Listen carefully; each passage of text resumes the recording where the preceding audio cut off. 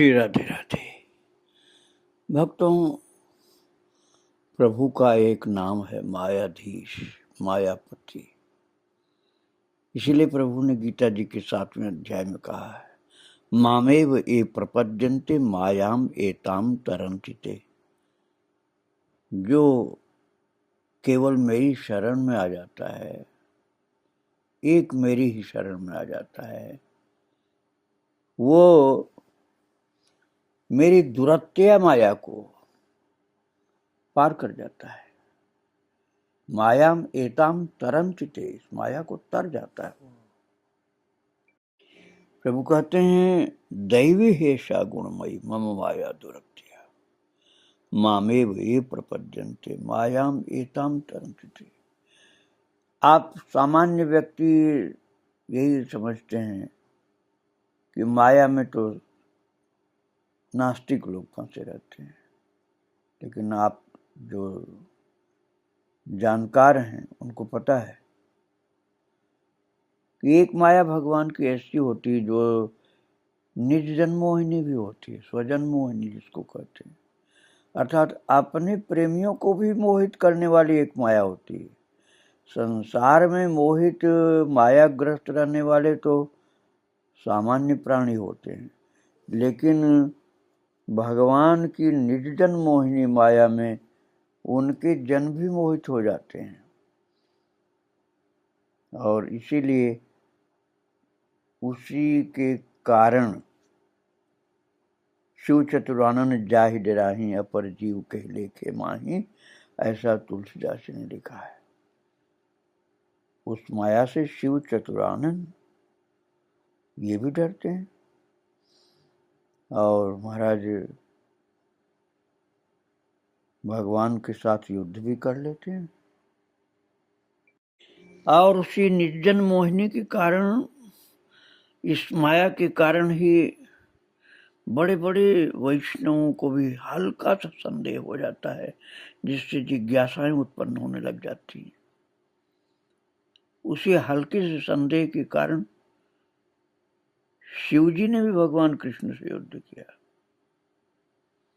प्रतिज्ञा पालन के नाम पर युद्ध किया, भगवान से, अपने इष्ट देव से युद्ध किया। ठीक इसी प्रकार से अद्वैताचार्य को भी भगवान गौरांग महाप्रभु से अतिशय प्रेम है। वो जानते हैं कि हमारे इष्ट है, फिर भी हल्का सा संदेह स्वजन मोहिनी माया पैदा कर देती है। और ब्रह्मा और इंद्र भी, ये भगवान के भक्त हैं, ब्रह्मा भी इंद्र भी, लेकिन ये भी कृष्ण को नहीं पहचान पाते हैं निज जन्मोहिनी माया के कारण। और इसीलिए तो महान से महान भक्त भी प्रभु के लीला के समय में, अवतार काल में, कभी कभी कुछ विरोध भाव संदेहग्रस्त होने के कारण आ जाता है। गौरांग के प्रति अद्वैत का जो प्रेम है उसकी सीमा नहीं है, फिर भी कभी कभी निर्जन मोहिनी माया काम कर जाती। श्री गौरांग उनके प्राण, बुद्धि, मन, आदि और अंत, बीच बीच में अति प्रीत के कारण वे ऐसे संदिग्ध चित्त होंगे, इसमें विचित्र कुछ नहीं। किंतु अद्वैत के इस संदेह भाव का और भी निगूढ़ कारण है।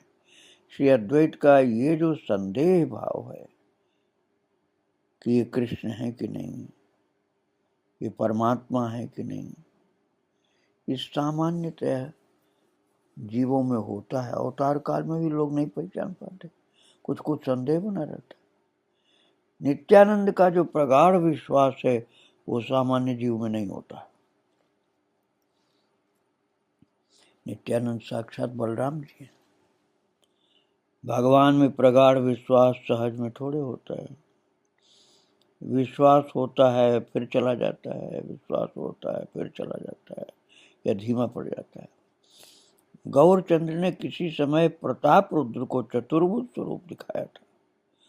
उन्होंने विश्वास किया कि प्रभु पूर्ण ब्रह्म सनातन, किंतु फिर सोचने लगे कि वैकुंठ में जो प्रत्येक भक्त चतुर्भुज होता है, श्री गौरांग ने चतुर्भुज रूप दिखाया इसलिए भगवान है, ये तो ठीक प्रमाण नहीं हुआ क्योंकि वैकुंठ में तो प्रत्येक भक्त चतुर्भुज होता है।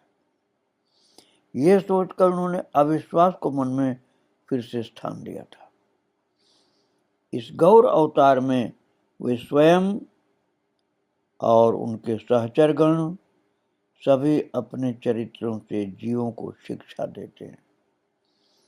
श्री अद्वैत ने वो भाव ग्रहण किया जो अधिकांश जीवों में होता है, अर्थात एक हल्का सा अविश्वास।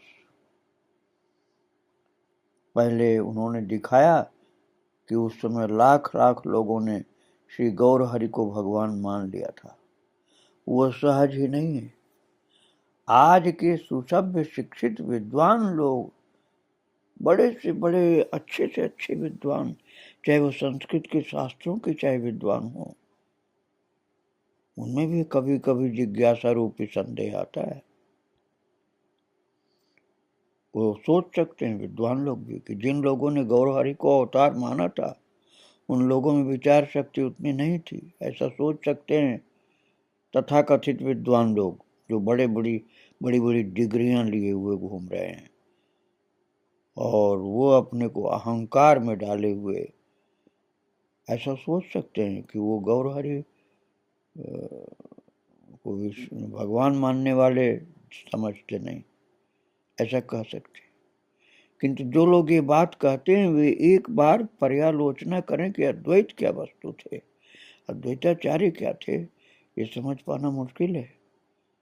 बहुत ज्यादा सांसारिक दृष्टि से बहुत ज्यादा विद्वान थे, ज्ञानी थे, पर वास्तविकता कुछ और भी थी।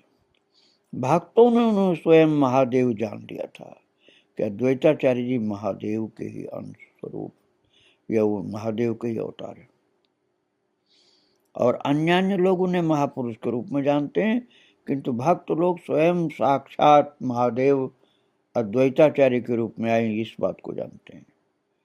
भक्तों ने उन्हें स्वयं महादेव जान लिया था और अन्य लोग उन्हें महापुरुष रूप में जानते थे। इस अवतार से पहले वे वैष्णवों के राजा थे। अद्वैत प्रभु ने श्रीहट्ट में जिस जगह जन्म ग्रहण किया था वहां के राजा उदासीन होकर कृष्णदास नामक एक कृष्णदास नाम के हो गए थे वो राजा उदासीन होकर के, तो अद्वैत के घर में जाकर के पड़ गए वहीं। और जब अवतार की बात उठी तो ये चर्चा हुई कि कृष्ण कौन है, तो श्रीनिमाई हैं या अद्वैत हैं। ये लोगों के मन में जिज्ञासा हुई कि सच्चाई क्या है। अद्वैत जैसा सर्वशास्त्र विशारद तब उस समय और कोई नहीं था। उनकी शक्ति देखकर लोग उन्हें कोई मुनि, कोई ऋषि, कोई तो भगवान भी कह सकते थे। लेकिन जब अद्वैत से पूछा गया तब उन्होंने कहा निमाई ही कृष्ण है, मैं तो उनका भक्त हूं, बस मेरी प्रार्थना पर वो आ गए हैं प्रकट होकर। कोई कह सकता है अवतार अब भी होता है। 5 लोग किसी कारण से पागल होकर एक आदमी को अवतार कहने लगते हैं या उनसे आकृष्ट होकर प्रभावित होकर भगवान का अवतार मान लेते हैं। गौर अवतार भी इसी तरह रहा होगा, पर यह अनुमान की बात है दोस्तों। हाँ, गौर अवतार कुछ बड़ा था और आज का अवतार कुछ छोटा, किंतु आप लोग यह याद रखें कि अवतार का मामला श्री गौरांग से पहले नहीं था। गौर अवतार हैं। जब ये ध्वनि उठी तो लोगों ने नई बात सुनी, इसलिए तब अवतार में विश्वास स्थापित करना एक प्रकार से कठिन काम था। आज उसी की देखा देखी अवतार बहुत लोग बताया करते हैं। और नदिया की उस समय क्या अवस्था थी? नदिया शहर था, दीधित ग्रंथ की अच्छी तरह से चर्चा मैं कर चुका हूँ, जिसके लेखक की ईर्ष्या थी, तो न्याय के ग्रंथ को प्रभु ने गंगा जी में डाल दिया था। उनकी दीधी की प्रतिष्ठा बनी रहे, इसलिए उनका दुख मिटाने के लिए। उस समय श्री अद्वैत प्रभु अद्वितीय पंडित, भक्त और तापस थे।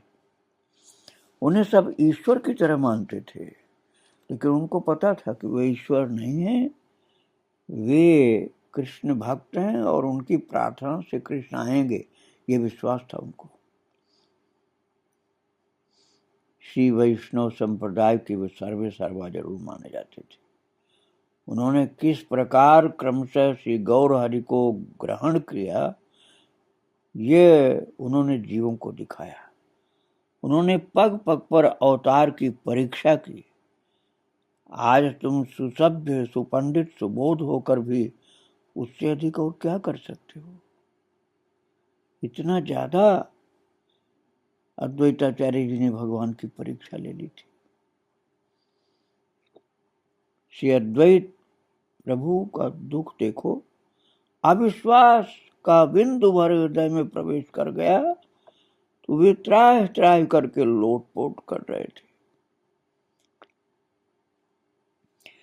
और अद्वैत प्रभु के चरित्र का ध्यान करके आप इस बात को फिर से समझ पाओगे कि महान भगवत भक्त महादेव अवतार होने पर भी कभी कभी कन्हैया की इच्छा अनुसार ऐसा होता है कि वे अवतार परीक्षा करने लग जाते हैं कि कृष्ण है कि नहीं। उन्होंने जीवों के उपकार के लिए सब किया, प्रमाणित कर दिया कि ये साक्षात परमात्मा है। मैंने खूब समझ लिया इनको। श्री अद्वैत नित्यानंद की तरह स्वयं का स्रोत में डाल दें स्वयं को, तो फिर महाराज नित्यानंद की तरह अवधूत हो जाएं, तो वो तो अवधूत मस्त मतवाले थे, मस्त थे कृष्ण प्रेम में, लेकिन अद्वैत ज्ञानी पुरुष थे। वो साधकों का प्रतिनिधित्व भी करते थे। तो अद्वैत का रास्ता पकड़ने में इसलिए संकोच नहीं करना चाहिए। नित्यानंद का रास्ता कठिन है, वो तो बिल्कुल अवधूत हैं, उनको तो अपने देह की भी सुध नहीं। बात ये भक्तों की जीव बहुत छोटा होता है सामर्थ्य में, शक्ति में, और परमात्मा के सामर्थ्य अनंत, असीम, अनंत, कुछ उसका वर्णन कोई कर ही नहीं पाएगा पूरा। इसलिए कैसे वो भगवान को समझ पाए, इसीलिए उसको जल्दी से विश्वास नहीं होता। तो महाप्रभु की महिमा को अद्वैताचार्य जी इस प्रकार से बारंबार परीक्षा और जिज्ञासा के द्वारा मापते हुए सब भक्तों को बता दिए कि मैंने हर प्रकार से परीक्षा ले ली है, ये साक्षात नारायण है। अब संदेह किसी को करने की आवश्यकता नहीं। ये सब कार्य भगवान की कृपा से अद्वैताचार्य ने किया था। और बोल दिया, सत्य वस्तु पर विश्वास करने में जबरदस्ती करने की कोई जरूरत नहीं, अपने आप हो जाएगा समय आने में। तुम लोग अद्वैत की तरह बात बात में जिज्ञासा भले करो, लेकिन जिज्ञासा प्रभु की कृपा से ही पूर्ण हो जाती है, और तब विश्वास बहुत जबरदस्त होता है। संदेह से हृदय का आकर्षण होता है, और जब विश्वास हो जाता है तो भाव विभोर अवस्था में आंसुओं की झड़ी लगी रहती है, और वहां जिज्ञासा समाप्त हो जाती, संदेह समाप्त हो जाता है। और विश्वास प्रार्थनीय है। अविश्वास तो सामान्यतः होता है, लेकिन विश्वास बहुत बड़ी चीज है। ये जिसको हो गया, जैसे श्री हरिदास जी को था, अद्वैताचार्य जी को था, इन सबसे ज्यादा नित्यानंद जी को विश्वास था। वो परम भाग्यशाली होते हैं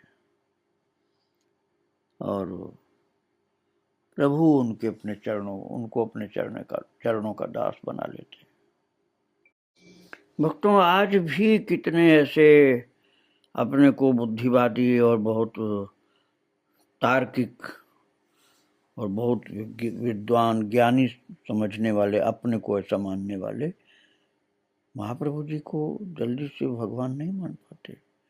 जब उनकी कृपा होती तभी इसको मान पाता, तभी समझ पाता है। भक्त भाव में गया में गदाधर के पाद पद्म दर्शन करके ईश्वरपुरी से मंत्र लेकर भक्ति रस में स्वयं भगवान मग्न हो गए। तो इसलिए लोगों ने भक्त ही समझा उनको। फिर भक्तों को लेकर श्री कृष्ण भजन आरंभ किया। हरि मंदिर मार्जन, नाम संकीर्तन, श्री कृष्ण लीला स्वादन, आज नाना उपायों द्वारा भजन और भक्ति वर्धन करते करते उनके पार्षदों ने भगवान को प्राप्त किया। इस प्रकार स्वयं भज कर उन्होंने भक्तों को दिखाया कि भक्ति चर्चा कैसे की जाती है और भक्ति चर्चा करने से भगवान को पाया जाता है।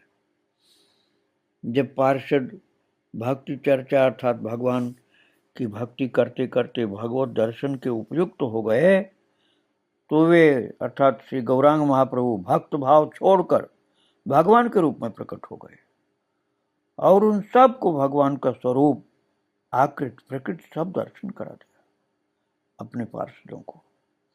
इसलिए भक्ति साधन कार्य संपन्न हो गया।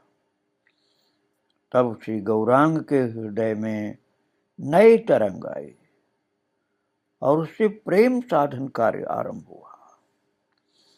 प्रेम और भक्ति थोड़ा सा आप अंतर कर सकते हैं। प्रेम और ऊंचा होता भक्तों। भक्ति के साधन भी होते हैं, लेकिन प्रेम का तो स्वरूप ही अनोखा होता है। वहां साधन नाम की वस्तु नहीं दिखती है, वो एक मतवाली दशा होती है। और भक्ति को, उच्च कोट की भक्ति को प्रेम कहा जा सकता है। पहले मैंने बताया था प्रभु ने शुक्लांबर को प्रेम दान दिया था और प्रेम का प्रसंग वास्तविक रूप से आरंभ और आगे होता है। शुरू तो हो गया था लेकिन और तीव्रता पकड़ता आगे चल के। और पिता का अपने शिशु पुत्र के प्रति जो भाव है वो शुद्ध प्रेम है, उसमें भक्ति का लेश मात्र नहीं। इसी प्रकार किसी के प्रति प्रेम का लेश मात्र नहीं होता पर पूरी भक्ति होती। हरि मंदिर मार्जन शुद्ध भक्ति का कार्य है। पूजा अर्चना प्राय भक्ति का ही कार्य है। व्यक्ति विशेष के लिए वो विशुद्ध भक्ति का कार्य भी हो सकता है।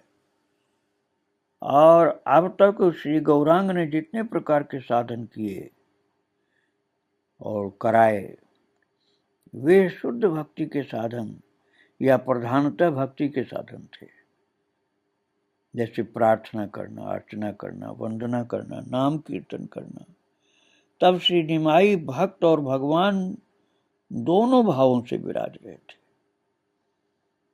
कभी तो भगवान के सिंहासन पर मंदिर में बैठ जाते और कभी रो रो कर भक्तों के चरणों में गिरते। इस प्रकार वे जब कृष्णदास होते तो निमाई पंडित रहते, तब निमाई पंडित उद्धव की तरह श्री कृष्ण को भजते। जब नवीन तरंग आए तो प्रेम की चर्चा आरंभ की, तब श्री कृष्ण दासत्व तो गया, निमाई पंडितत्व भी चला गया। तब श्री गौरांग क्या हुए? राधा हो गए।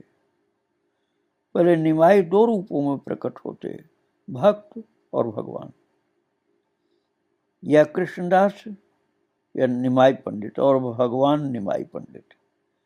उस साधन में भगवान थे राजा या प्रभु दयामय आदि। और अब निमाई पंडित हुए राधा और कृष्ण। निमाई पंडितत्व का अब नहीं कुछ रहा। अब निमाई पंडित राधा भाव में प्रकट होकर कृष्ण को करुणामय या प्रभु कहना छोड़कर कहने लगे प्राणेश्वर। पहले उद्धव और कृष्ण रूप में, अब राधा कृष्ण के रूप में प्रकट होने लगे। पहले दिखाया भक्ति साधन कैसा है और भक्ति साधन से ऐश्वर्यशाली भगवान को पाया जाता है। अब दिखा रहे हैं कि प्रेम साधन कैसा है, और इस प्रेम साधन से जिन्हें पाया जाता है वे ऐश्वर्यशाली भगवान नहीं, माधुर्यमय हैं। और माधुर्यमय भगवान कहो चाहे माधुर्यमय वस्तु कह दो उनको। भक्ति साधन से जिन भगवान को पाते हैं वे करुणामय हैं, न्यायपरायण, दाता हैं, शिरोमणि दाताओं के हैं, क्षमाशील हैं। प्रेम साधन की जो साध्य वस्तु है वो तो परम मीठे, सुंदर, रसिक, कौतुक प्रिय, प्रेममय, मिष्टभाषी बंधु हैं। भक्ति साधन करो, वैकुंठ में नारायण को प्राप्त कर लोगे। और प्रेम साधन करो, गोलोक में श्री नंदनंदन को पाओगे। अतएव अब श्री गौरांग हुए श्री राधा कृष्ण। कभी श्री कृष्ण को आलिंगन करते हैं, कभी श्री कृष्ण भाव से राधा को आलिंगन करते हैं, कभी कृष्ण प्राणनाथ कहकर रुदन करते हैं, कभी राधा प्राणेश्वरी कहकर रुदन करते हैं, कभी सुधा उद्गारने वाली मुरली बजाकर राधा राधा राधा कह करके बुलाते हैं, कभी श्री कृष्ण को सामने देखकर आ गए आ गए आ गए कह के आनंद में मूर्छित होते हैं। एक दिन श्री गौरांग गंगा में स्नान करने के लिए गए। देखते हैं कि किनारे पर फूलों का बगीचा है और उसके पास गायें चल रही। देखकर भाव विभोर हो गए। सोचने लगे वे वृंदावन में हैं और जो गायें चल रही वे श्री कृष्ण की हैं। जो पुष्पवन है वो श्री कृष्ण का क्रीड़ा स्थान है और सामने जो सरिता प्रवाहमान है वो यमुना जी हैं। अब गंगा जी उनको यमुना जी दिखलाई पड़ रही थी। और भक्तों, महाप्रभु इस भाव में मग्न होकर सोच रहे हैं कि वे राधा हैं, यमुना जल लेने आई हैं। इसी भाव से आंखों की कोरों से गायों और पुष्पवन की ओर देख रहे हैं। मानो ये देख रहे हैं कि वहां श्री कृष्ण है ही नहीं। ये फिर सोचते हैं कि नहीं।